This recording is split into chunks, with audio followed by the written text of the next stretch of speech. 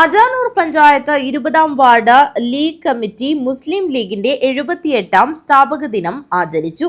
Ward president P Kunhabdulla Haji പതാക ഉയർത്തി. മുസ്ലിം ലീഗ് ദേശീയ കൗൺസിൽ അംഗം എ ഹമീദ് ഹാജി സ്ഥാപക ദിന സന്ദേശ പ്രഭാഷണം നടത്തി.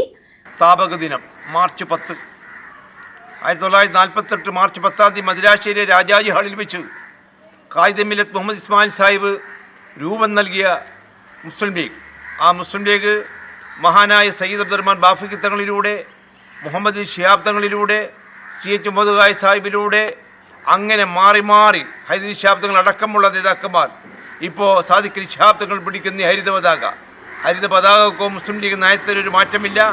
കാലങ്ങളായി നിവർത്തിച്ച് വരുന്ന നയം തന്നെയാണ് മുസ്ലിം ലീഗിൻ്റെത്. ജാതി മത സൗഹാർദ്ദം ഊട്ടിയുറപ്പിക്കാൻ വേണ്ടി, മതമൈത്രിക്ക് ആക്കം കൂട്ടാൻ വേണ്ടി മുസ്ലിം ലീഗ് നടത്തുന്ന സേവനം വളരെ ശ്ലാഘനീയമാണ്. ഇപ്രാവശ്യത്തെ ഈ മാർച്ച് 10 സ്ഥാപക ദിനത്തിൻ്റെ പ്രത്യേകത തെരഞ്ഞെടുപ്പ് വെളിപ്പാടകല നിൽക്കുകയാണ്. അസംബ്ലി തെരഞ്ഞെടുപ്പ് വെളിപ്പാടകലെ. Muslim League panchayat treasurer KM Muhammad Kunhi, A Abdulla, UV Shahid, Shihab Palayi എന്നിവർ സംസാരിച്ചു. Ward general secretary Naushad Kothikkal സ്വാഗതവും ട്രഷറർ ഹസൻ ഹാജി നന്ദിയും പറഞ്ഞു. News bureau, Kanhangad.